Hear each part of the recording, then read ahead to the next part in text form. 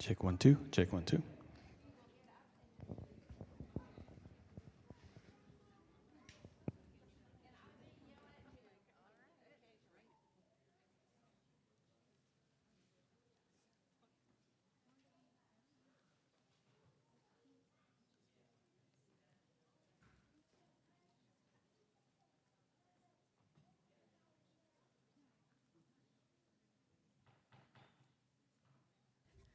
Okay, it looks like since we have all of your attention, we'll go ahead and get the meeting started. Welcome. This is the February 19th, 2020 regular meeting of the Board of Education for Chico Unified School District. We had a closed session prior to starting this meeting. However, there is nothing to report out from that. So if you would, please join me in the flag salute. I pledge allegiance to the flag of the United States of America and to the republic for which it stands, one nation, under God, indivisible, with liberty and justice for all. Good. They did a good job. Thank you. All righty, we will begin our meeting with student reports. Well, we love to begin our meetings with what we are all about, and that is students. So I would like to introduce Principal Chris Weaver from McManus to come up and introduce what we are going to see tonight. Thank you. Good evening, board members, Chico Unified staff, and guests. One of my favorite things to do is celebrate student success and share it with you. The music program at McManus is responsible for a tremendous amount of student success, and so tonight, first grade students from Mrs. Bailey's class, Mrs. Cardozo's class, and Mrs. Nielsen's class will showcase their love with the help of our amazing music teacher, Mrs. Hunter. So weekly at McManus, Mrs. Hunter shares her love and passion for music for 30 minutes with all students K through 3. All 4th and 5th grade students spend 2 30-minute sessions with her, and some very fortunate students spend an additional 100 minutes in band with her after school.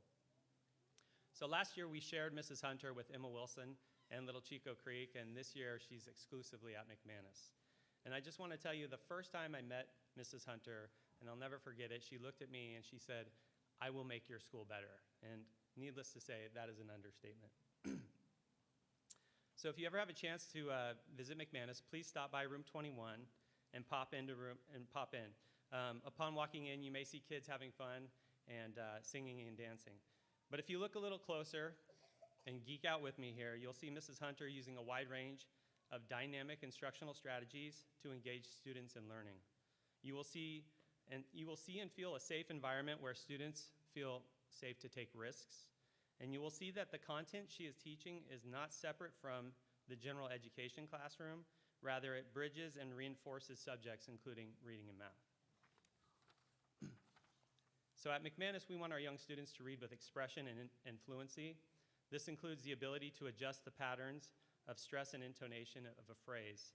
These skills are enhanced by the active musical instruction provided by Mrs. Hunter. In regards to math, students are introduced to fractions, distinguishing a quarter note from a half note, recognizing rests, as well as identifying patterns and keeping a steady beat. Teaching from her heart with a whole child approach to education, I'm honored to introduce to you Mrs. Hunter.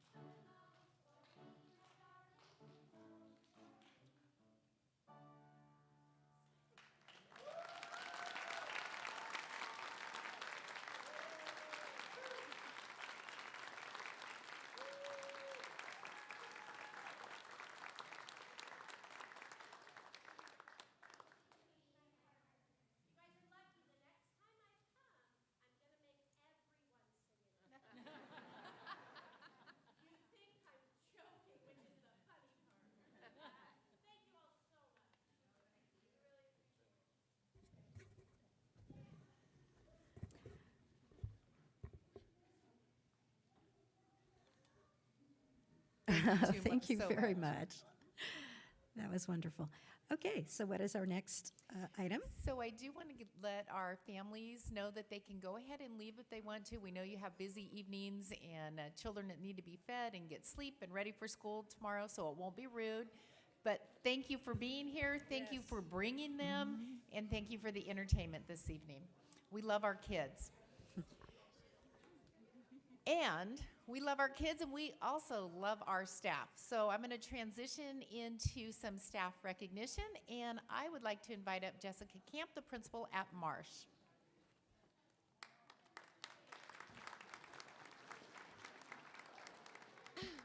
Well, good evening, and thank you so much for having me here tonight. Tonight, I have the honor of recognizing an amazing individual with the Superintendent's Award. This award is given to an employee for a variety of reasons. Somebody who shows exemplary, is exemplary and knows what it means to be a great employee. And Claudia Robbins has done just that. Upon coming to Marsh Junior High School, Claudia has been a living legend in Chico Unified with her never-wavering attendance rates. I was always curious before coming to Marsh exactly how Claudia pulled this off until I had the privilege of working with her. Simply said, Claudia is a data guru, thus giving her the coveted name Investigator. She is constantly monitoring, tracking, and reaching out regarding students' absences, tardies, and truancies. When there is an attendance issue, you can count on Claudia to reach out, connect with families, and see how we can help. She has a natural talent for getting the right supports in place for each student's needs. She communicates with counseling, reaches out to our targeted case manager, and sets up student interventions to ensure that all students are getting to school and receiving the education they deserve. In addition to tracking attendance and making sure students get to school, you can also count on Claudia to help with school climate. She is not only at her attendance desk, but she's also found stocking the Marsh Gator Shack with PBIS rewards for students with positive behavior, making honor roll certificates, and tracking students with perfect attendance for awards. Marsh and our students are so lucky to have her, and she will be greatly missed as she retires at the end of this year. Claudia, we wish you many years of happiness ahead and are eternally grateful for your service to Marsh Junior High School and Chico Unified. Congratulations.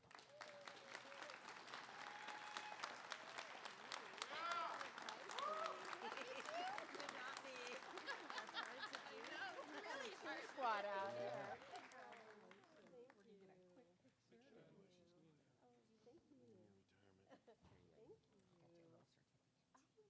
Better is the water. Yeah.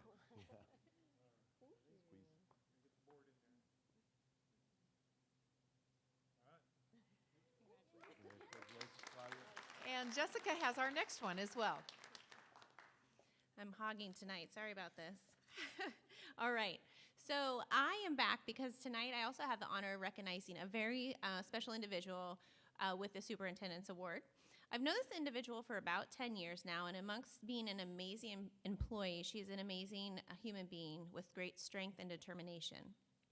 Those of us that know her have known that she's endured more heartache than any individual should have endured in the past few years. However, her strength is astonishing, and regardless of everything, she would arrive to school with a smile on her face and always give 110% in all that she did. That is why, when I had the opportunity to recognize somebody with this prestigious award, I knew immediately I wanted to recognize Diana Burdine.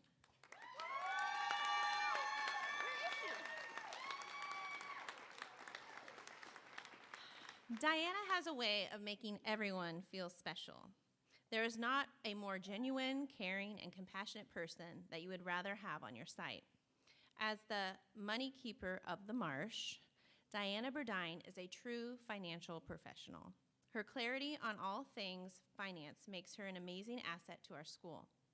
However, what makes Diana stand out amongst the rest is her dedication to teaching others as well. She has become my greatest mentor, and I am eternally grateful for that. Marsh and our students are very lucky to have her, and she will also be greatly missed as she retires at the end of this year. Diana, we wish you many years of happiness, and we are eternally grateful for your service to Marsh and Chico Unified.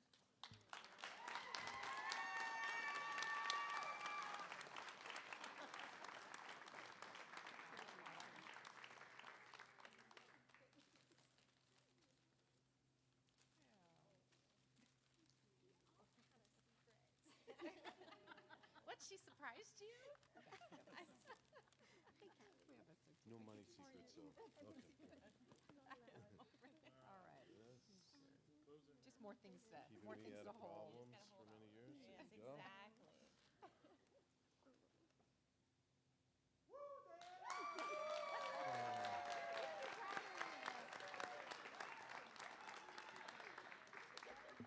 And now I'd like to invite up Damon Whitaker, who will be presenting our certificated award.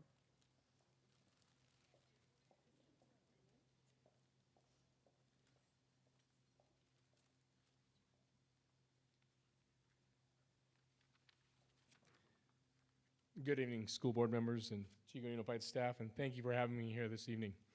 I must confess that I duped Jenna Wanarina into coming here tonight under the assumption that she would be presenting to you on our Viking Committed program.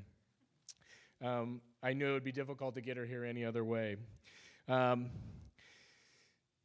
actually, Jenna is here tonight because of what an amazing teacher she is. And not just because she makes the best cookies.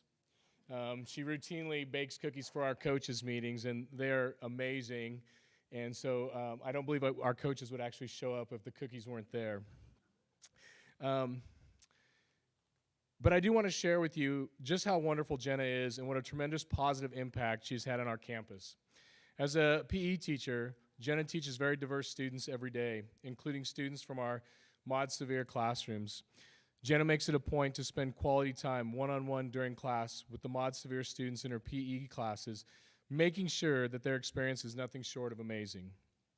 In addition to being a fantastic PE teacher, Jenna has also taken on the role of coordinating our Viking Committed program. Jenna immediately saw a need to create a handbook to help facilitate the program and to support future coordinators. And as a coordinator, she's always thinking of ways to improve the culture of our campus. Along with a couple of her colleagues, Jenna has created incentives to reduce tardies and promote students getting to class on time. Jenna is a progressive thinker and always looking for ways to improve not only the culture of our campus for students, but also for the adults. At the end of last school year, Jenna created the Staff versus Staff Showdown as a way for the staff of Pleasant Valley High School to interact with one another through competitions.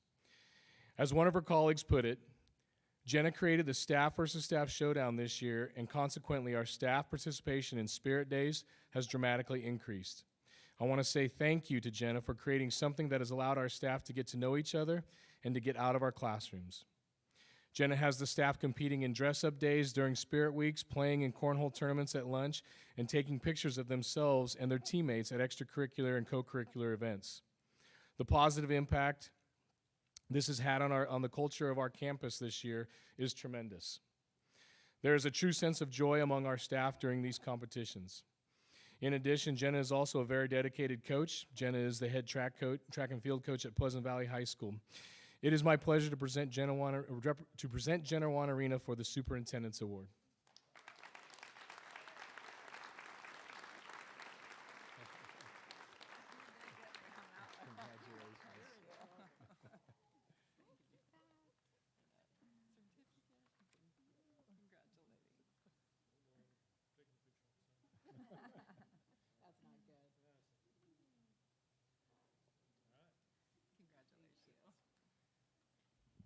And occasionally we have the opportunity to recognize a community member. So I'd like to invite Jay Marchant up to introduce and tell you a little bit about a community member we'd like to honor tonight. Okay, about a year ago, Ray Morgan Company came to us and asked what we were doing in Chico Unified to help support our campfire victims and other students with trauma that came along with it. We met with them for over about an hour, and one of the things that we talked about that they were really excited about is adding our wellness centers on our 3 high schools, so PV, Chico High, and Fairview. So we talked about that. And then they recently came, if I can get, I'm going to butcher his name, so Spiro Thevius to come on up from Ray Morgan. Okay, come on. So recently they came to us, they talked to us again about the wellness centers and what we're doing, and we hope to continue those next year. So we wanted to tonight to present to say thank you to them because they handed us a $45,000 check to help us again continue our wellness centers in our high schools. And also, we believe that we're going to be able to start them at our junior highs this next year. So we're pretty excited about that, too. So we wanted to personally thank Ray Morgan and Spiro for that. Thank you.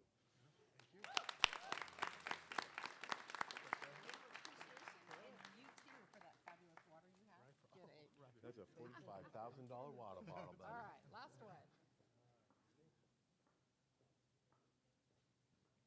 Thanks again for coming in, buddy. Appreciate it. And thank you for your patience. That concludes the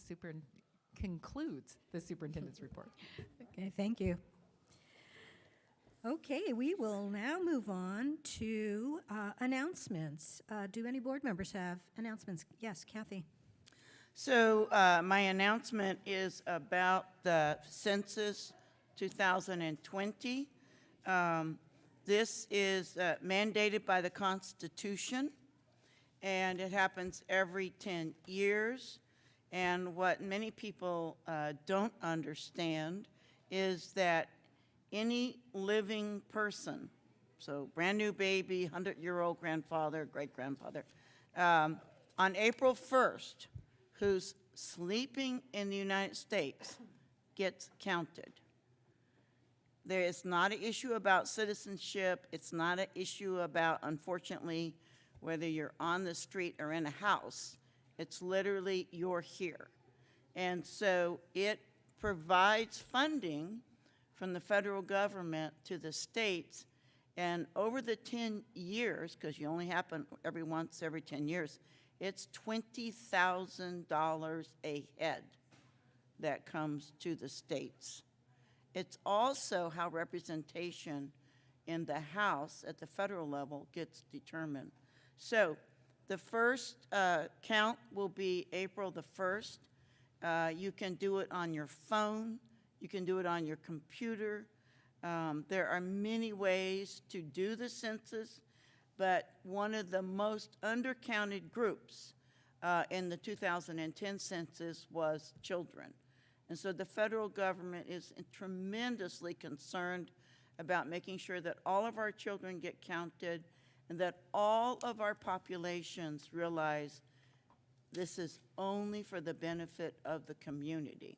So 2020 census, April 1st. If you're here, you count, and you're worth a lot of money. So thank you. Okay, thank you, Kathy. Anyone else on the board have any announcements? Okay, anyone in the audience? Yes, Kevin. Just a reminder, Read Across America or Across Chico is this Sunday at the Card Center from 10 to 1. It's free to all who show up. There's activities. Every kid goes home with at least one new book, and I've got boxes of I've got a barn full of not new books that we'll see if we can find homes for. There's popcorn and hot dogs and all kinds of fun. 10 to 1, Card Center this Sunday. Yeah, that's a great event, and they also have books, I want to mention, in Spanish as well, so it's a great opportunity. Okay, if there are no other announcements, we will move to the next item, which is items from the floor. This is where people are allowed to speak about something which is not on tonight's agenda. Do we have anyone who wishes to speak on something? Yes, Kevin.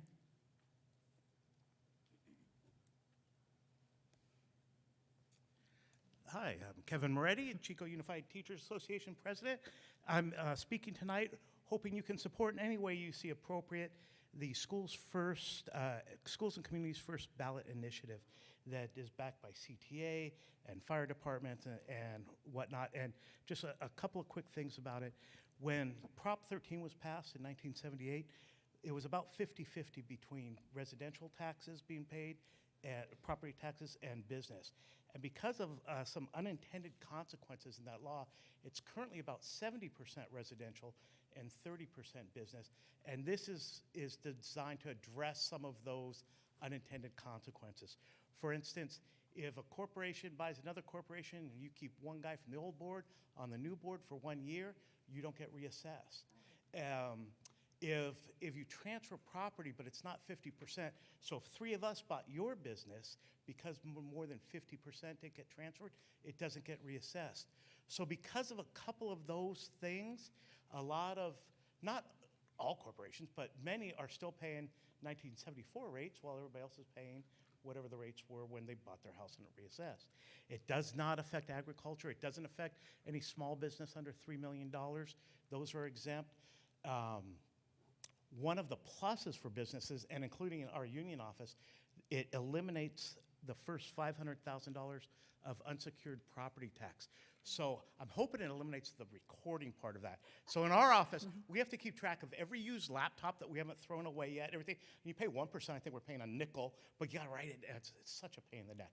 So that would be a bonus to to all businesses. It gets rid of that really annoying piece, or at least the first 500,000, which would be a $5,000 tax deduction if they were at that $500,000 level in what's called their unsecured property tax. So we're collecting signatures. Anybody that wants to sign it, I've got ballots here. I won't be going anywhere. And we're hoping to get it on the November election ballot. Thank you. Thank you for sharing. Thank you. Is there anyone else who wishes to share something about it? Yes, please come forward. Hello. So my name is Elaine Ward, and I have 2 children that attend Little Chico Creek. This year, this is his 2nd year, my son Ezra began, he's been involved in the special day program at Little Chico Creek. Going from the comfort of Loma Vista into the Chico Unified District has been very interesting adjustment for our family and also my other parents that are in our local support group for parents that have autistic children. One of the things we have definitely noticed this year is the shortage of paraprofessionals in the special day classrooms. It's affecting our children and the amount of time that they sometimes are able to spend in the mainstream classrooms. With that shortage of paraprofessionals, sometimes if an aide calls out sick that day, my son hasn't been able to go to the mainstream classroom as often as he should because the aides are needed in the classroom. Last year, his special day class had 5 to 6 paraprofessionals, and this year they have 2 to 3. That is a huge reduction in paraprofessionals in the classroom that ultimately affects the education of these students in the special day classrooms that they are entitled to have. My son is more on the higher functioning level when it comes to the autistic diagnosis, but he also falls in that gray area where he is not the high, what they used to term as Asperger's, where he can fully function in a classroom on his own, but he's also not an individual that is very extremely low functioning. He is able to communicate as best as he can. He is able to read and do math. He has the skills that are putting him on an actual diploma program and not a certificate program. But due to the shortage of the aides in the classroom, ultimately it does affect his education and what he's entitled to. We only assume as a parental group that aides are leaving the district because they are seeking employment in outside areas where they actually get higher pay. Some of this has been confirmed by paraprofessionals that we personally know that have left, and again, it's usually is not the right word. It is based on an assumption in our part as well. My encouragement to the board and to district members would be that we really evaluate the needs that our district has for paraprofessionals and how in the long run it ultimately affects those children in the special day classrooms because they too, again, are entitled to that education. They are entitled to be included in the mainstream classrooms, and when we have those shortage of age, that's something they miss out at. When they participate in the gen ed classrooms, it helps teach empathy to their peers. It helps their peers to understand that there will be individuals that might have different needs than them, but they are still an individual. They are still a person of value. So again, I would encourage the board to really take a look, visit the classrooms, see what's going on in these special day classrooms, talk to your teachers, talk to your paraprofessionals to truly understand what the needs are in the classroom. And I will encourage my fellow autistic support group members to come here and also present the needs that we feel are in the classroom. Thank you very much. Okay, thank you for sharing. Anyone else who cares to share some information? Okay, then we will move forward with our next item. That would be a negotiations update. Mr. Hanlon. Okay, so we have not met with CSEA since the last meeting. We'll be meeting soon. We meet once a month with CSEA, but we meet twice a month with CUTA. And the two major issues that are going right now, you might have seen it in the press recently, is the alternative scheduling, the block schedule. So that is going back to the school sites, Chico High and PV, for a vote. We did meet the 50% threshold to take it to negotiations. Now it has to meet a 2/3% threshold to pass and move it on. So we'll await the vote at this point. And the other one is the special ed reorganization. We have met for a second time with our RSP and STC teachers, and we'll be working with them for that transition through this year so we can start up next year. So that's moving ahead as smoothly as it can right now as change can move forward. So that's where we're at. Okay, thank you very much. I see that Mr. Moretti is not here, so we will move on to the next item. We have the consent calendar. So are there any board members who wish to pull an item from the consent calendar? Not here. Okay, may I have a motion then for the remainder? I move the approval of the consent calendar. I'll second that. Okay, we have a motion by Dr. Kaiser, a second by Mr. Landau. We will have a roll call vote since this is our first vote. All those in favor? Lando, aye. Hovey, aye. Griffin, aye. Kaiser, aye. Robinson, aye. Okay, so the consent calendar has been approved. We will move on then to our business services. Is it business services? No? Discussion action would be our informational, okay, this is a first reading of revised, updated new board policies. And traditionally, what we do is we have a list here of a number of board policies which may have some changes.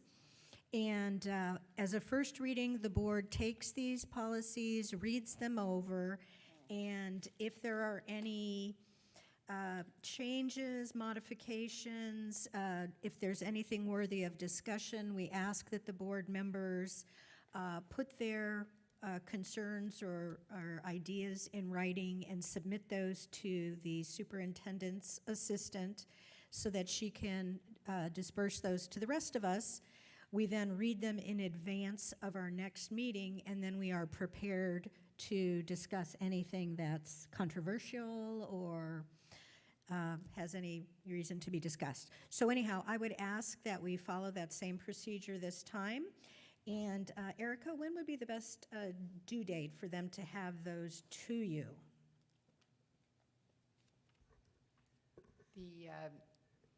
At least by the Monday before the board meeting would be great. So the next meeting is? It would be before the board workshop on March 1st. So Monday, March 2nd.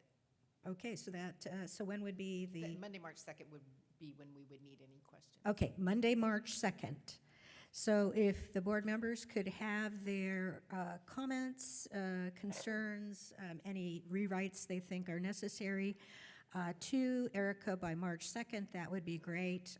Then we could better handle them at the upcoming meeting. All right, so moving forward then to discussion action. We have a item here which is with regards to a move to transitioning to district-based elections. Most people in the city of Chico have been aware that the city of Chico has had to move to this type of election, and our being aware of that has also compelled us to investigate it as well. So we are going to have some information presented prior to our consideration of this resolution, and that would be our counsel, who is Paul Gant. Thank you, Paul. If you'd like to come to the podium and let us know what this is all about. In 2 minutes or less? In 2 minutes or less. Well, thank you, Board President Griffin and members of the board, Superintendent Staley and staff, and members of the public. Pardon me, I have a bit of a frog in my throat. I have the winter cold. I apologize for that. Not the really bad one, though, I assure you.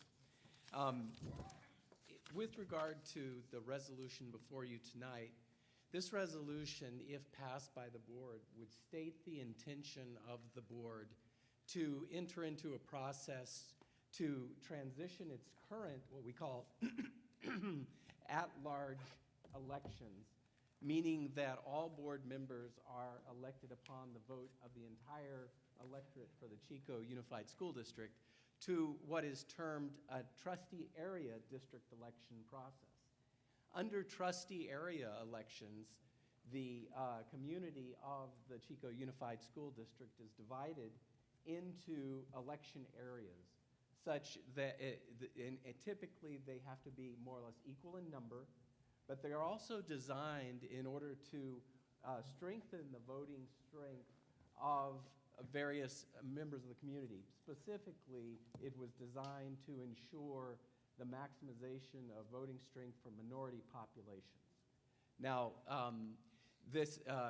historically, most school districts in California have been elected in an at-large system, but as time has gone forward and as the population has become more diverse, and also, quite frankly, as the threat of litigation has increased statewide, there has been more impetus to take a serious look at these types of election systems in order to find out if it's possible to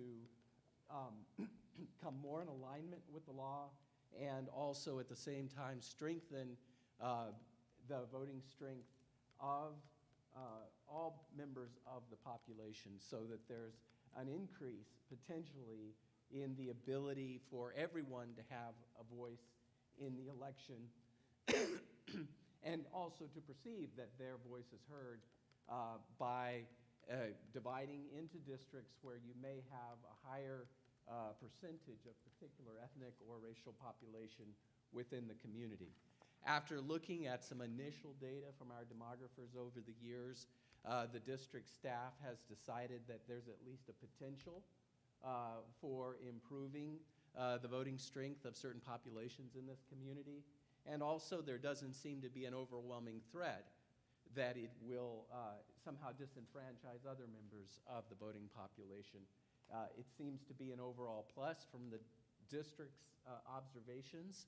But of course, to get there, there's a very detailed process that we have to go through.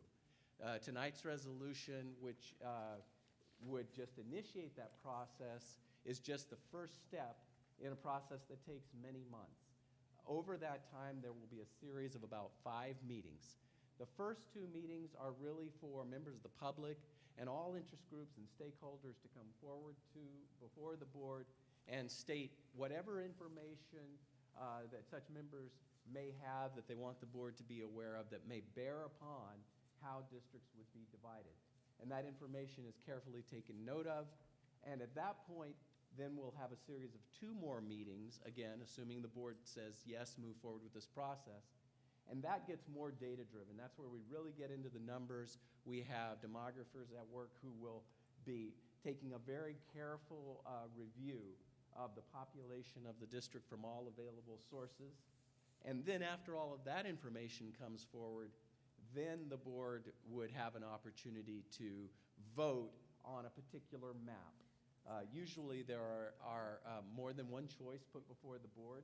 It shows different places for drawing those lines and different ways of determining exactly where certain populations will be.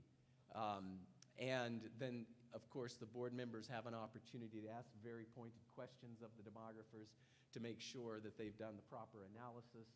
And those questions are going to be informed by the meetings that they will have between now and that time. So I know the board will encourage all members of the public to come forward and give as much information and ask as many questions as you may have about this new voting system, assuming it does end up being implemented. The final step in the process then will be for the board to vote on the map that the board determines in this process is the most appropriate and that serves the intended purposes of the statute and overall intent of strengthening the voters' choice and voice. And then, if approved, it goes on to what we call the County Committee on School District Reorganization. That's actually the County Board of Education. They sit as that committee, and they have a role statewide in approving the map. So they take another look at it. They have a hearing. And then ultimately, the way the law is written, there would then be an election that would go to the public at the next possible election. Based on our timeline, that could be in November 2020. But there's a process for what we call a waiver. And the waiver can be sought if the board determines that the public has been fully heard and that they deem it appropriate to move forward with a waiver request. They can ask for the State Department of Education and the State Board of Education to issue a waiver. And then they say, you don't have to go to the election. You don't have to go to that expense. That process will typically play out over several months as well, and the waiver is obtained. And then at that point, if the waiver is granted, the final map can go into effect, and it would go to the very next election at which the school board members or some number of the school board members will be up for election. So now I've tried to give you a brief overview. This is really, it's very difficult to put the whole thing into context. It has a very long history of the Voting Rights Act. But the state of California did pass this some years ago, and they made it much easier to move to this type of a system than it had been in the past. And again, I think it's fair to say that the legislative intent was to ensure that all subgroups within your population are assured of having adequate voice in these elections. So with that, I would open it to any questions for clarification. Okay, yes. Kathy? So in the agenda that we were provided with originally, and I think that's posted online, you had some dates, but we got another sequence of dates. So the dates are not yet established, completed, right? Correct. Okay. Some dates, we do have certain statutes set forth, certain timelines that we need to stay within to ensure the district is fully protected and is moving with a reasonable speed to enact the process once the board feels that that's appropriate. Okay. So the first action would be tonight if you approve tonight's, and then the hearings are designed to be scheduled out to give the public an opportunity to first come and present. Then the board has a chance to sort of take that information in. They may tell staff, wow, some really good questions at that hearing. We want you to go get some more information for us and make sure we're prepared at the next hearing to address those issues. So there's a little bit of time in between. Okay. With an overall period of 90 days from if you adopt this resolution tonight, an overall period of about 90 days to finish up those 4 hearings, and possibly 5 if you have the hearing on the waiver request, because there is also an additional hearing that you have to have on the waiver request. Okay. The to be determined, you get those TBD or to be determined when it falls in the power of a different agency. Okay. You cannot determine how fast the county committee will act, and you can't guarantee when the State Board of Education will put you on their agenda or when they will rule on your request. Right. We generally see those after they're on the agenda acted on fairly quickly, and our experience has been that they are typically approved, but there's always a chance that they will see something about the process that they are not in favor of, and that could slow it down. So we can't guarantee on that. Thank you. Okay, any other questions that board members have for Mr. Gant? I have a question. I strongly believe this is the direction our district needs to go in with the district-based elections. But I'm curious, what if a district has no one that wants to run in that specific place? What happens then? Do we appoint someone from there? I'm just kind of curious how that works out.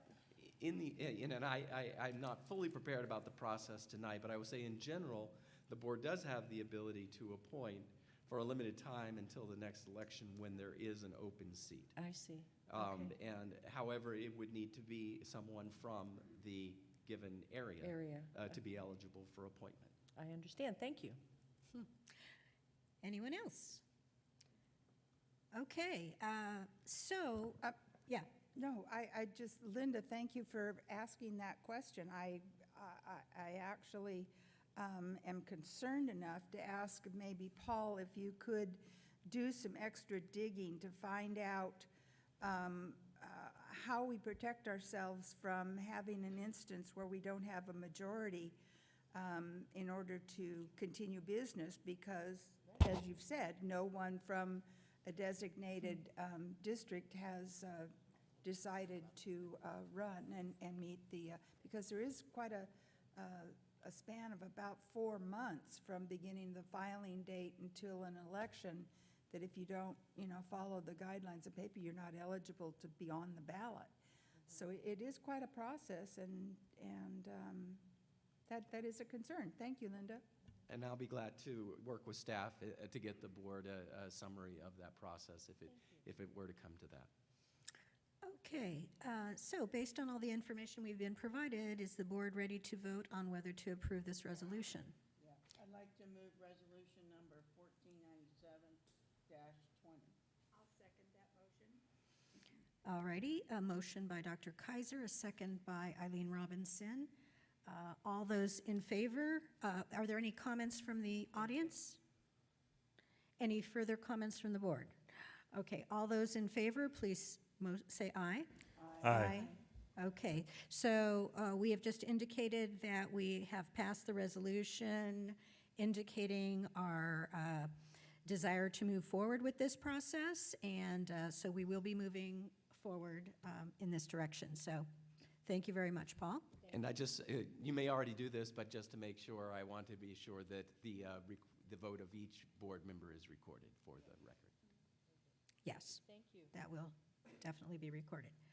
Okay, so let us move then to our next item of business, and this is educational services. And this is strictly for information, as you may have noted. No, We have, oh, good, I'm sorry. yes, we have a large group of people who are here, and they're a very diverse group. And Dr. Kaiser is going to tell us who those people are. So we are very lucky tonight to have with us 22 Fulbright scholars from 22 different countries. They are here to examine the United States educational program. They will visit some of our schools, and they're having presentations made to them in terms of what it is that we're doing. Diana, did you want to make a short statement, or? Oh, Chuck is here. Okay, Dr. Zartman. Teachers from 22 countries, 15 will be in Chico Unified, 1 at a charter school, 9 at PV, 4 at Bidwell, and 1 at Fairview. And the others will be at Hamilton and at Las Plumas. So they will be embedded in Chico Unified this Friday and Monday through Friday next week. And they are so excited about it. They are a great group, and I had the privilege of giving them a presentation yesterday. And so they're going to introduce themselves by their name, their title, and their country. And we are going to start alphabetically, as it Oh, my turns out. God. Okay. They're not ordered alphabetically, but the first from Azerbaijan. Hello, my name is Gülnar. I am from Azerbaijan. I am a secondary school teacher, and I teach all grades, from 1st grade up to 11th. Wow. And I am happy to be here, part of Fulbright Tea program. Thank you. And if you can remember, tell which school you're going to be placed at. Oh, okay, I'm going to attend Pleasant Valley High School. All right. Yeah, thank you.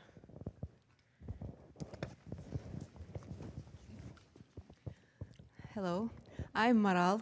I'm from Kazakhstan. I'm also secondary school, teach English. My students as age from 10 to 13. I'm happy also to be here to meet you, to see you, and I will attend school Hamilton here. Thank you very much.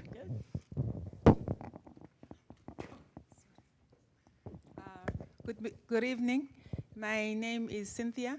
I'm from Zimbabwe. I'm happy to be here. I teach 13 to 18 year olds at high school. I'll be at PV High School with my partner teacher, Cindy. All right. I'm Cynthia. Good evening, everybody. My name is Carol. I come from Peru. I am a secondary teacher. My students are between 11 and 18 years old. And I will attend Pleasant Valley School. And of course, it's a pleasure to be here and learn from everybody.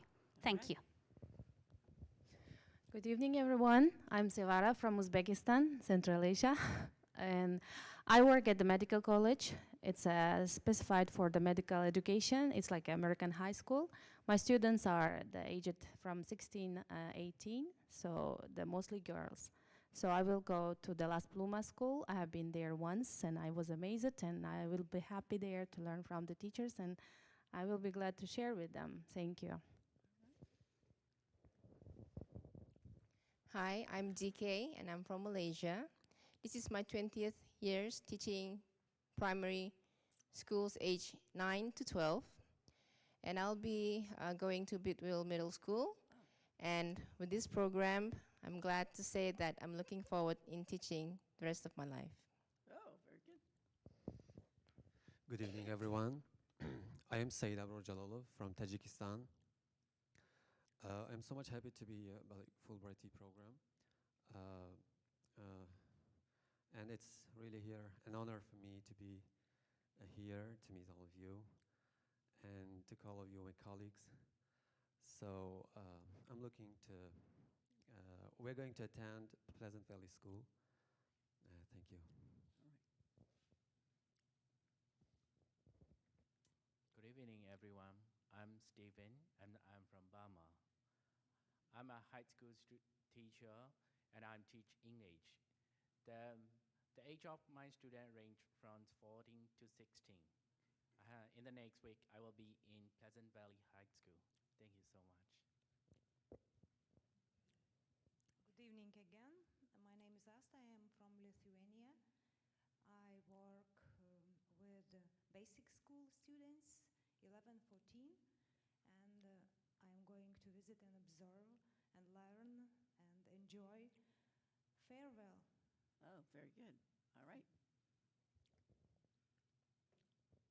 Hello everyone, my name is Thao. I come from Vietnam, and currently I'm working as an English teacher in a high school in the north of Vietnam. And I'm very happy. It's considered as a greatest honor to be here to learn, to explore, and in the next week I have a great chance to meet and observe a class in Hamilton High School. And I really hope that I will have a great time with the student and teacher. I hope to share, to learn from them. Thank you. Good evening. My name is Svetlana. I'm from Belarus. I'm also secondary students teacher, and I teach students from 10 to 17. And I used to be the secretary of school board meetings, and I'm also the vice president of teachers trade union committee. So this meeting is very useful for me. I'm going to build strong professional ties with my colleagues from Las Plumas School. All right. So, very good. Good evening. My name is Yazgul. I am from Turkmenistan, and I am going to teach here at Bidwell School. Bidwell. Okay, thank you. Hello, my name is Maria. I'm going to Bidwell School, where I will try to explain students that Ukraine is not Russia, and unfortunately, I haven't seen Strange Things. Hello, my name is Natalia, and I'm exactly from Russia. And I wonder, why do you think so? So I work in a private school where students come to me after the public schools, and I teach students from 7 to 17 years old. And here I will attend the Inspired Charter School. Oh, good. Hello, dear. I am Muhammad Salama from Jordan. I teach just 11th and 12th grades, 17 and 18 age.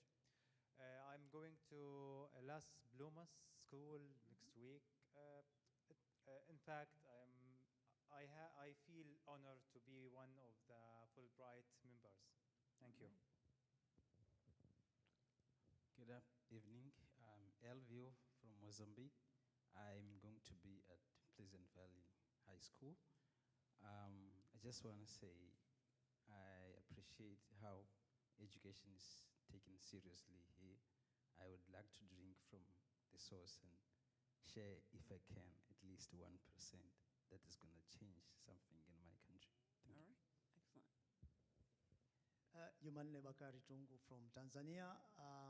Very proud of being embedded somewhere Las Plumas High School. I'm a English teacher in Tanzania, teaching students of 13 age to 18. I'm very proud of being a Fulbright participant 2020 here at Chico, and I'm very proud of Chico City and Chico California State University. Thank you. Right. Good evening. My name is Hilda Jara. I come from Chile. I teach secondary school students, and I'll be placed in Pleasant Valley. I am honored to be here. I want to thank Fulbright. I want to thank my colleagues from Chico State University, and also all of you for this meeting. We are learning a lot. Thank you so much. Good evening, everyone. I am Inga from Georgia. I am neighbor with Russia. So I am an English teacher in a public school, and I will be in Bidwell Junior. I've already met my partner teacher. She's amazing, and I can't wait to learn from here and share our experiences. Thank you. All right. Good evening, one and all, in this August hall. I'm Bhavani Singh from India, and it's a great opportunity for me to witness this board meeting. And certainly, it has enhanced my experience because I work in a school which is a residential school, and I teach K-12 students, and my school is somewhat similar to the charter schools here which I have seen, a unique system. So far as the host school I have been allotted, it is Hamilton High School, and I'm very excited to be there, part of that system even for a very short time. And I'm going to share that we in India are teaching the American literature to our students. And I wanted to do a comparative study here that, for example, if that same literature is given to the K-12 students, how the teachers here are going to teach, what values are behind those lessons and poetries. So it is really a great experience. I thank Fulbright for giving me this great opportunity. Thank you one and all once again. Good evening, everyone. I'm Mohammed from Algeria. It's in the north of Africa. We loved Chico. We loved the people of Chico. I've been teaching for 19 years, and I teach pupils from 15 to 18 years old. We prepare them for the GCSE exam. And I'm attending Pleasant Valley High School. I have a very amazing teacher. He teaches French, so I will practice my English and my French at the same time. Hello, good evening. This is Mungushara. I'm from Mongolia, Central Asia. It is a great honor to be here and one of Fulbrighters. Thank you for you guys and Chico University. Thank you. So,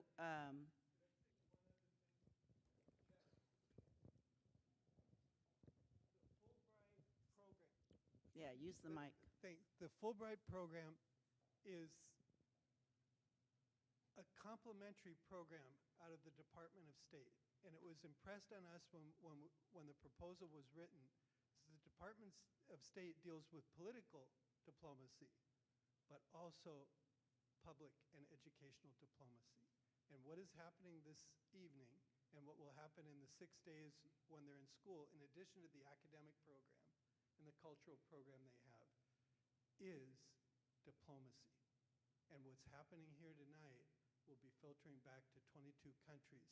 So you are modeling what the State Department is seeking to have when they fund Fulbright programs. I also want to compliment, they do have a bus, but tonight they were all brought here by families that are doing hosting events. And can those people please stand up? Because you're really providing a very significant social experience. I only saw 2, and there's more than that. Oh, they went? Okay. So they're staying at the hotel that's, again, across from where our board has its not trucks, excuse me. Well, yeah, trucks, but also our buses. And so you see the transportation issues and everything. But if you see them downtown, please say hello and welcome them and share a little bit of Chico culture. Chico is special, I'll say that. I may have hyped up Pleasant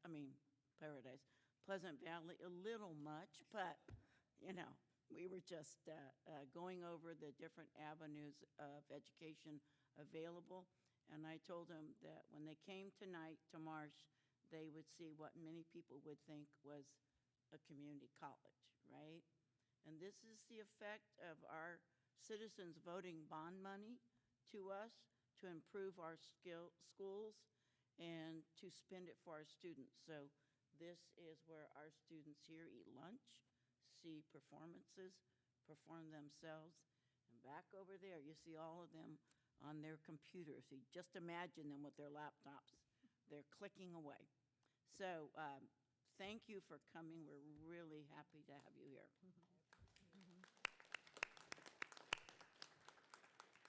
Ms. Griffin? Yes. If I could, to the gentleman that's going to Hamilton High School, that's where I went to high school.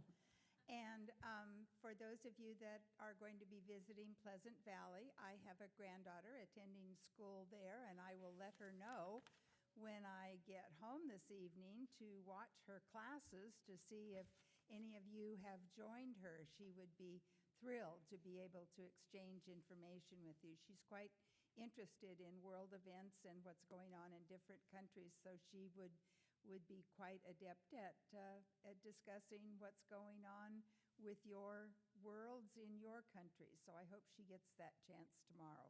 And thank you for being here. We hope you are able to gain some insights that help you when you return to your countries. Yes. Tom? Well, first of all, as a history and social science teacher myself, it is an honor for us to have you. It's such an amazing opportunity for our students to see such a wide range of cultures and educators represented here. That's amazing. So thank you. It is our honor as well. And secondly, will we have any kind of a chance to get feedback in terms of what you guys see when you are looking at schools?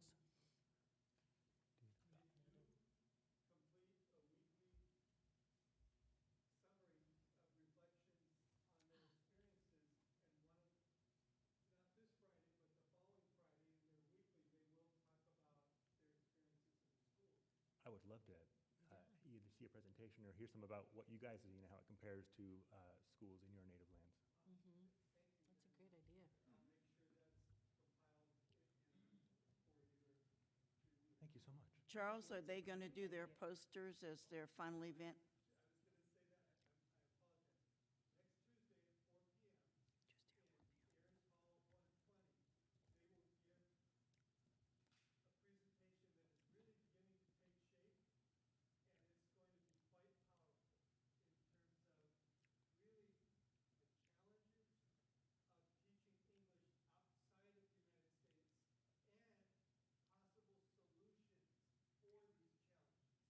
Possible solutions for these challenges. And they're really digging in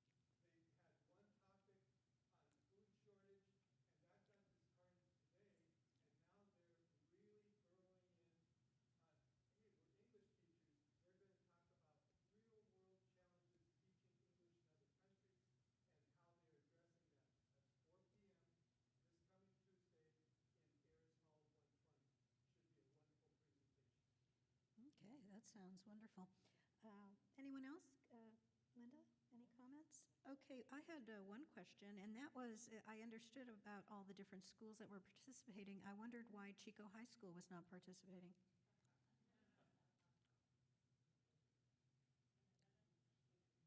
Can anyone answer that? Is there a reason why Chico High School does not have any participation in this? There was outreach, and it has to be English teacher. It can't Mm-hmm. be a science teacher or a social studies teacher. That's part of Fulbright requirement. And so we did, there was not a response in English part for Chico High School. Okay, all right, just kind of wondered why that was. Okay, thank you so much for being here, and I hope your stay in Chico is a wonderful one and that you take a lot of great ideas back to your native countries. Thank you very much. We appreciate your coming. All right. Okay, we are going to move on to our next item of business, and that will be having to do with the approval of an electric bus purchase, and that will be Mr. Bultema. Thank you very much. Bye-bye. Did he say 100? Here's 100. So this item was brought to the board almost a year ago in March, and you approved us to move forward with an application for purchasing an electric bus. At the time, we informed the board, and our documentation led us to believe that the state was going to fully fund that bus. We have subsequently found out that they are not going to fully fund, which leaves us roughly a balance of over $49,000. So before we move forward, we want to bring this back to the board with this updated information. Again, ask for your approval to continue to move forward with this purchase. My recommendation would be to use one-time dollars from the current year, 1920, to pay that district portion.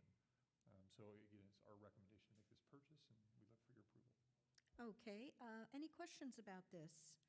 Yes, Kathy. So very recently, in the last day or so, they did a presentation on the news of a school bus in a wreck, bodies flying everywhere. One of the tremendous positives about our electric bus is it has seatbelts. And so this, I know, is off topic and indirect, but I didn't want to pull it off thing.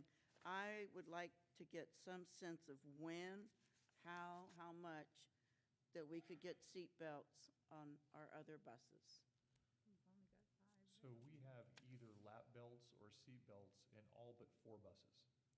They are all the larger buses and some of the oldest buses. One of them would be the bus we would be replacing here. So with your approval, we'd be down to 3. Okay. It is law now that all new buses have to have full seat belts with a harness. So any purchases we would make would have seat belts. But the context of the 3 buses that would be left, is there any way to have? We can look at the cost of doing that. At the same time, I think we're talking about the oldest buses, so we'll take a look at that, which... The image of the students flying in space, hitting the ceiling, hitting each other, hitting the seats was really graphic. Yes. It was really graphic. Well, I think what the concern might be here is that those buses might be going out of service. And how much money do we want to invest in them if they're going to soon be put out of service? So I guess that would be the question too, is maybe what would the cost be, and what is the, decision about how long do we expect to even have those buses? Would it be worth our while to even do that? Otherwise, we know that any new buses would have those restraints. We can bring that information back to the board. Thank you. We'd appreciate that. Okay, are we ready to vote on this? I move 10.3.1. I'll second that motion. Okay, motion by Dr. Kaiser, second by Eileen Robinson. Any further discussion or questions or comments from the audience? All right, all those in favor, please say aye. Aye. Passes unanimously. Next item has to do with the lease purchase debt financing for purchase of the Life Touch building. And that would be Mr. Bultema and Machiko, who is going to be here. Yes, I'll introduce Makiko Sato. She is our financial advisor with ISOM.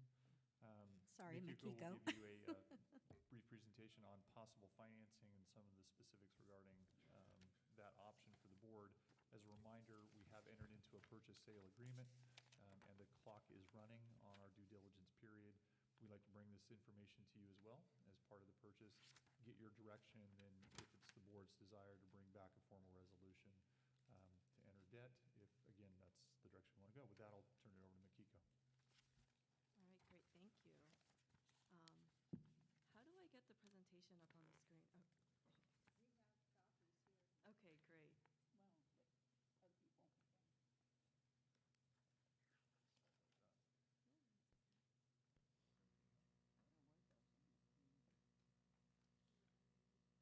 Okay, great, thank you, and I just move it along, perfect.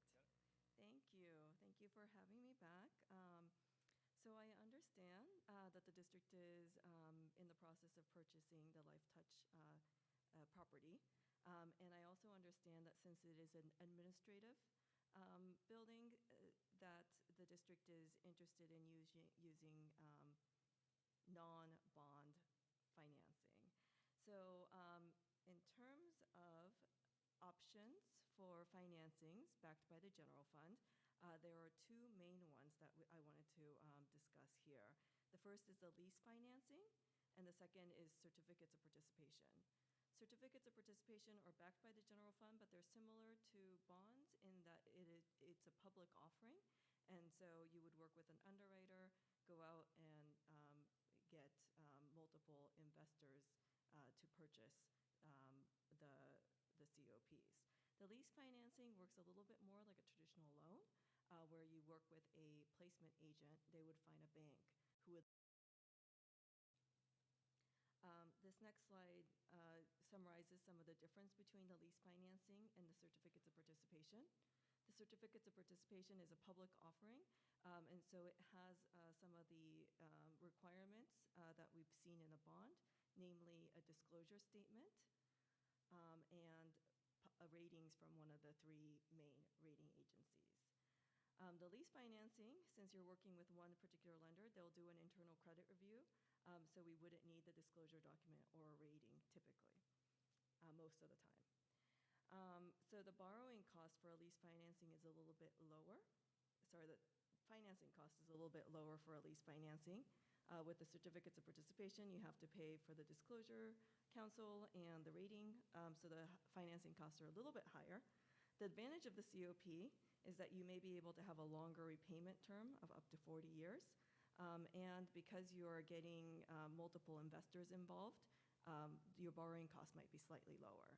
Usually the break even here in terms of the upfront financing cost versus the borrowing cost is usually in the neighborhood of 5 to 10 million. In terms of the lease financing, some of the other additional advantages is that you'd be able to lock in your rate a little earlier since you're working with one lender. And also, in terms of the optional redemption provisions, you're likely to be able to negotiate something a little bit more flexible. I understand from Kevin that the district is looking to leverage some of the existing admin properties. And so if that option is coming in more of a bulk amount, that the optional redemption provisions with the lease financing may allow you to prepay this. So it gives you a little bit more flexibility. And the legal framework between the lease financing and the COPs are very similar. So the legal framework is a little bit complicated, so we have a diagram here. The blue box there is the school district. The red box is the lender in the case of a lease financing, or a trustee and investors for a COP. The idea being that is that the lender provides the upfront proceeds for the land purchase to the school district. Usually what happens is the school district group pays that directly back to the lender over multiple years. In our case though, we set up a nonprofit corporation, which involves a sublease of one of your district's property to the corporation. The district then leases back that property back from the nonprofit corporation, and over time, the district makes payments to the nonprofit corporation, which then gets assigned back to the lender. So it just creates a little bit more of a complicated structure here. And if I could interject as a reminder to the board, we already have a corporation established for a purpose of financing. So it would not require us to create a new corporation in and of itself. We would just continue to go forward with current financing corporation. Okay. That's the entity that we annually go in and review and approve minutes of having had a meeting.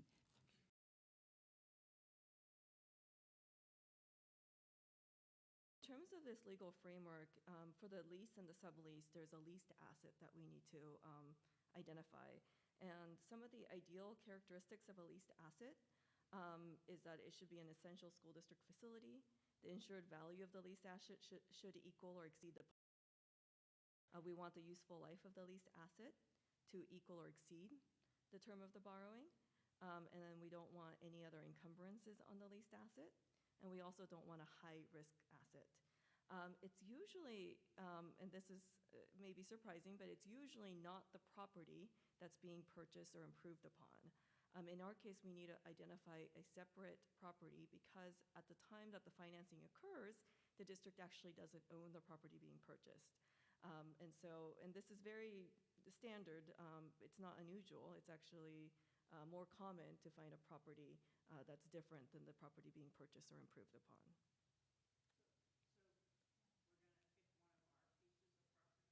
Yes.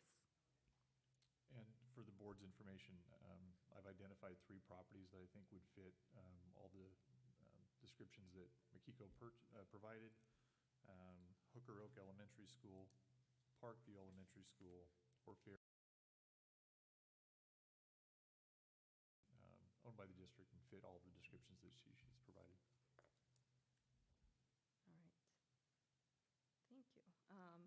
So in terms of the financing structure, this kind of gets into more of the numbers.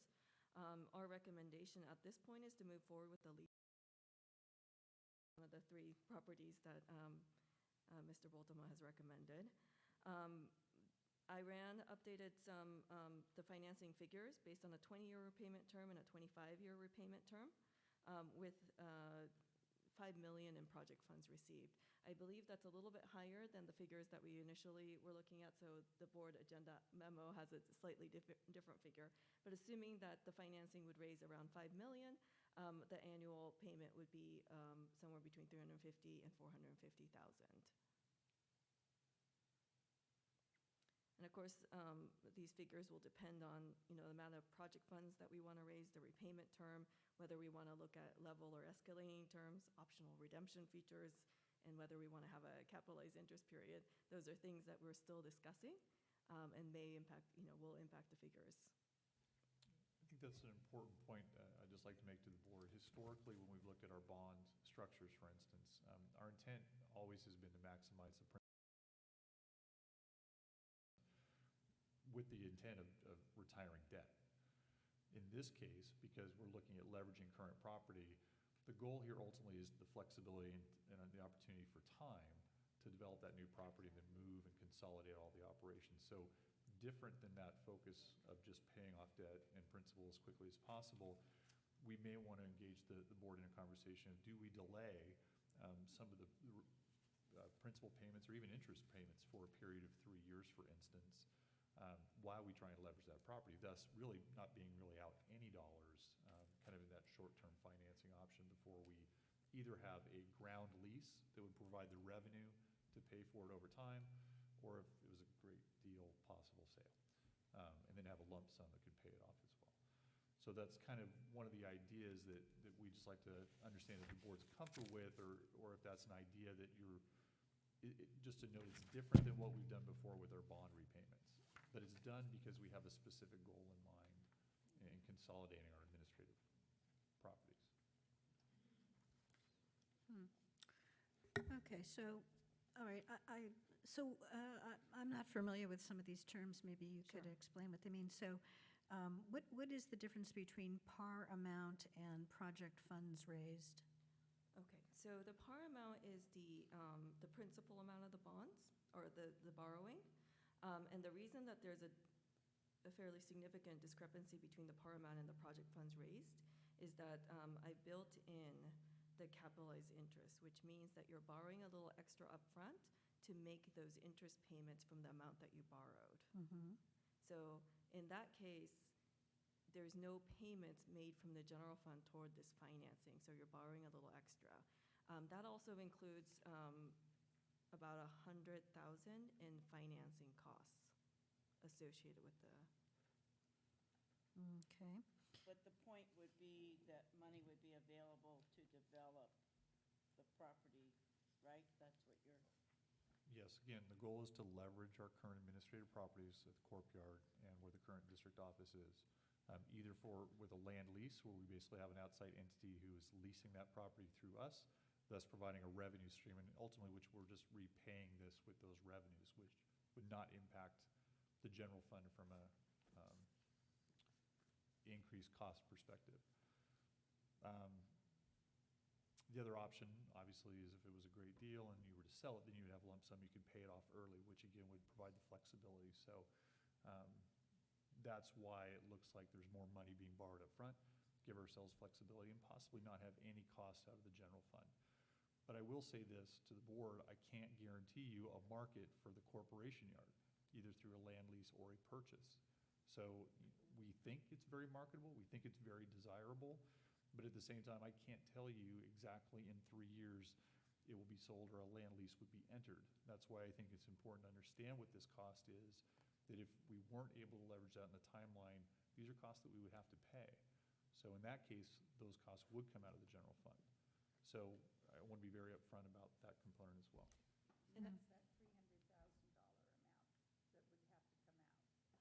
Correct, and that 300,000 is off, I should have noted, it was offset with some retirement of previous debt, and the financing corporation chose at our last meeting to basically pay off the debt for the solar array at Little Chico Creek, and then also the current amount we're paying for rent for the Oak Bridge program.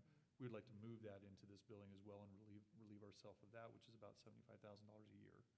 So, you know, when we're talking about $350,000, $450,000, you take those components out of almost $100,000. That's kind of how we came to that number. I should have been more clear to the board about that.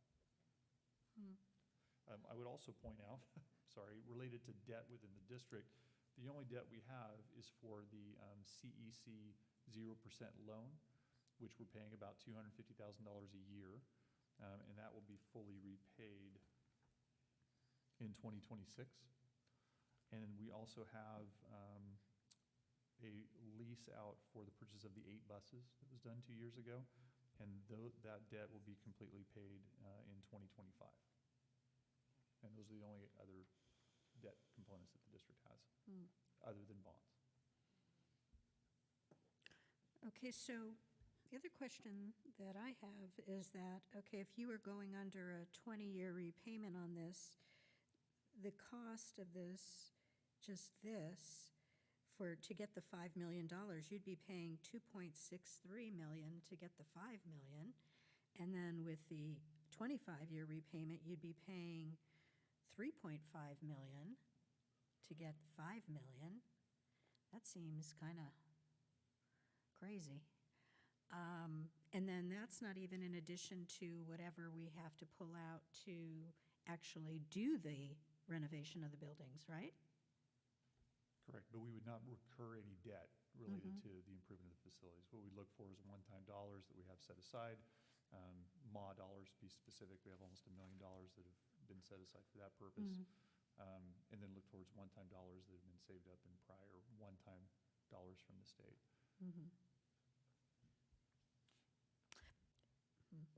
Okay, my math's not so good, so I'm just, you know, with a borrowing rate of 3.10% versus 3.45%, it just seems like, that seems like such a huge, you know, for $5 million, $3.5 million, that's. Yeah. Good interest rate, though, really. It's Yeah, the but I mean, rule of thumb is for a 30-year with Yeah. a 5%, the repayment ratio ends up about 2 to 1. Oh, So you'd be paying, you know, $10 million over 30 years to repay that $5 million in borrowing. Wow. So, you know, given that we are in a low interest rate environment, and this is, applies to the bonds as well, we're under that.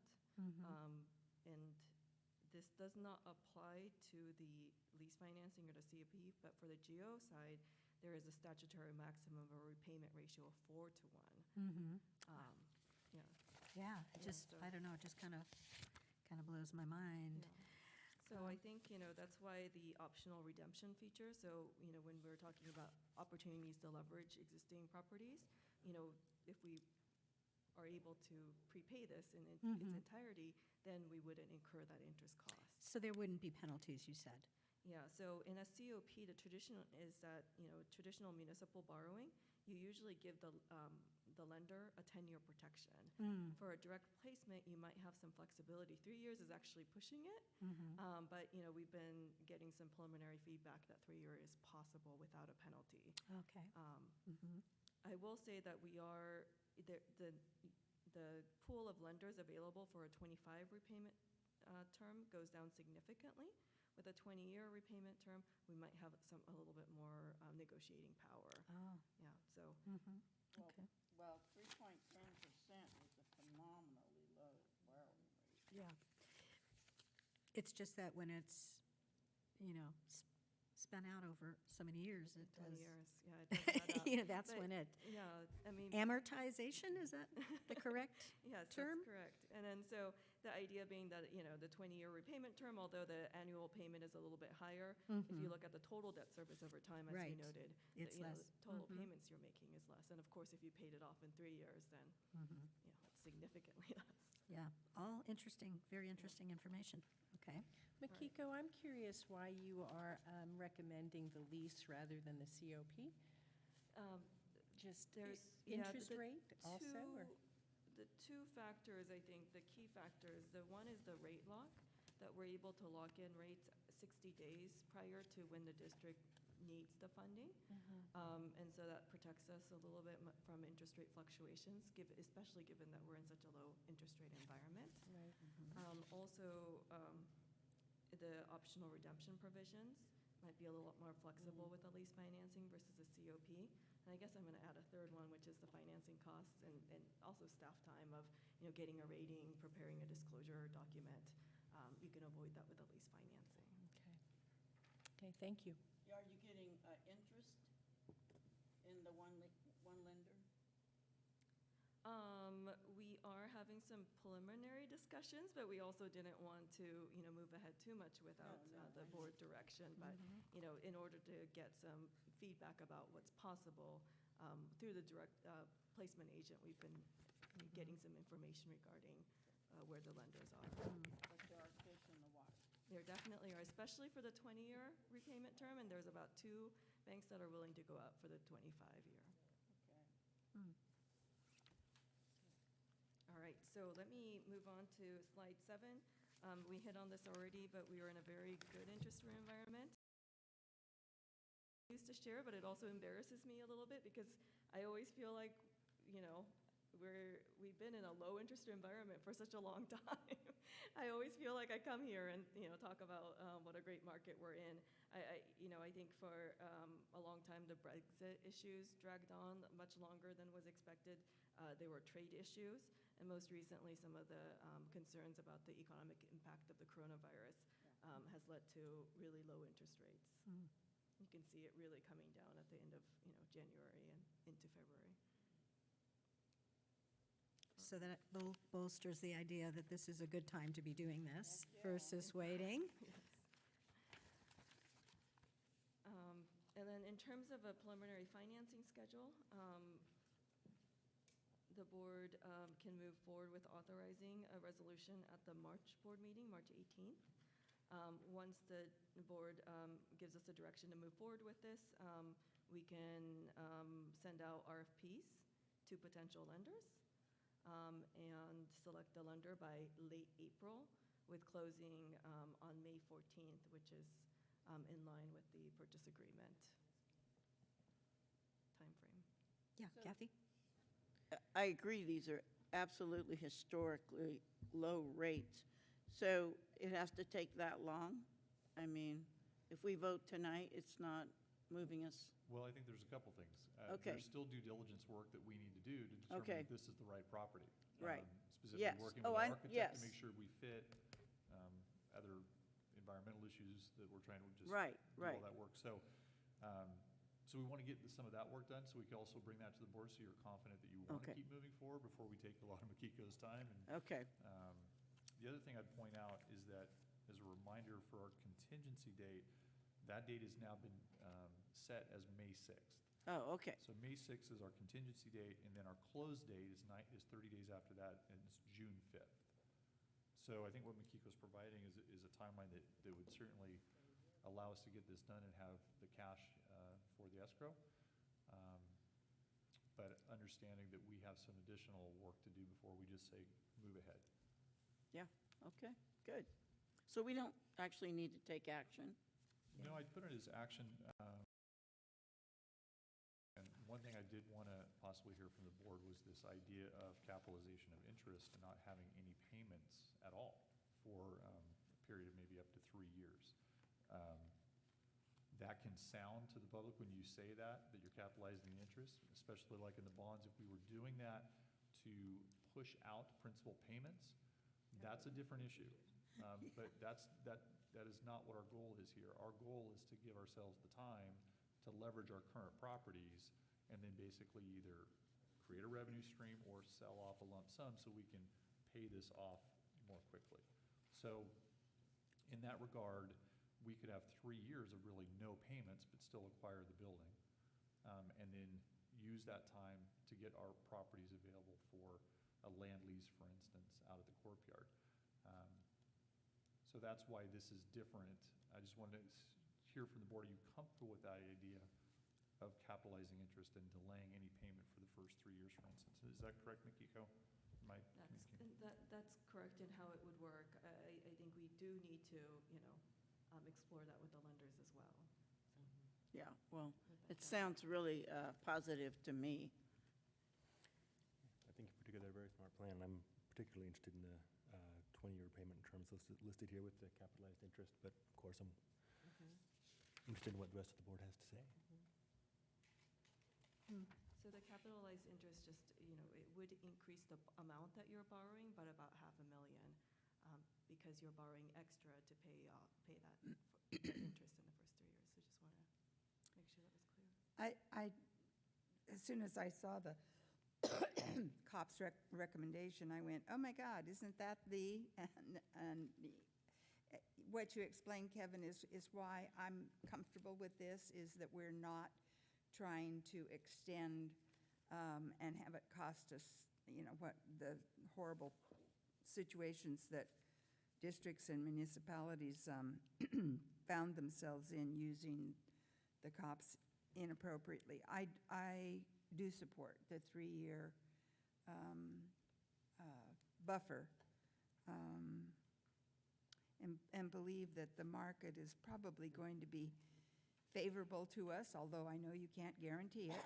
But I think considering everything else that's going on in our region, that we should be in pretty good shape in 3 years. Okay, so do you need anything further? No, we'll or- take that input. I do have a concern of if we were to not be able to leverage that property timely, the impact that would have on the general fund, because I would not hide behind the fact that if we aren't able to leverage that property in the right timing, create a revenue stream, for instance, these are dollars that would have to be paid, and there's no additional source for that other than the general fund. And frankly, I don't want to take focus away from our school sites. So the idea here is not ultimately to be paying for this out of the general fund. However, the downside is if we don't leverage that property timely, the market's not there. We have to be able to take this within our budget. So I want to be cognizant of that as well. So there's a balance between the timing of paying off debt quickly and giving ourselves flexibility and a payment that we could handle if the worst occurred, and this had to actually start becoming part of our operations for a period of time. Okay, a lot of things to consider, and I know you are going to be reporting back to us when all of the due diligence around investigating that property, the suitability, all of the different aspects of it, to make sure that it is something that we want to proceed with, and you will be reporting that back to us. Yes, this will almost be probably a standing board agenda item as we move through that process. Okay, that's So- great. Is it, I'm sorry, So it's possible to see some potential projected budgets for future years, like where that, if we had to make the payment out of the general fund, what that would look like for us programmatically and The timing works out well because we're working on second interim budget right now. So what we can do is apply that as kind of just an additional slide for your information of, okay, if we had to start paying this, this is what that would look like. And as a reminder to the board, we looked at our first interim budget. We do have a deficit operationally that's flowing through the budget. We're working on that related to some of the changes we think in special ed, for instance. We're hopeful related to the new funding formula for special ed as well that could bring additional dollars into the district. So there's some things we think will help with that deficit on the natural. But again, worst case scenario, if we have to incur and pay this debt, that's going to be a piece that we have to add and take a look at. Because it's not like we have additional surplus of revenue available for us right now. And again, we don't want to take money away from our operations and our schools. That needs to be our focus. I think that would be a wise thing to do. Good suggestion. Okay, anything further? I just want to thank Makiko for making the Yeah, drive. thank and you, doing this work Makiko. and- Appreciate you always breaking this down into terms we can understand. Sort of. Right. Okay. Alrighty then, we will move on to our next item, which is once again the items from the floor. And so if anyone would like to speak to an item that is not on our agenda, we have 3 minutes for you to do so if you wish to do so. Yes, Kevin. It's just an announcement I forgot. Not only do we have Read Across America coming up this Sunday, but 2 weeks from tomorrow is the Empty Bowls event at Chico High. That's Empty Bowls, sorry. Oh, Empty Bowls okay. at Chico High, Thursday the 5th, 2 seatings, 5 and 6:30.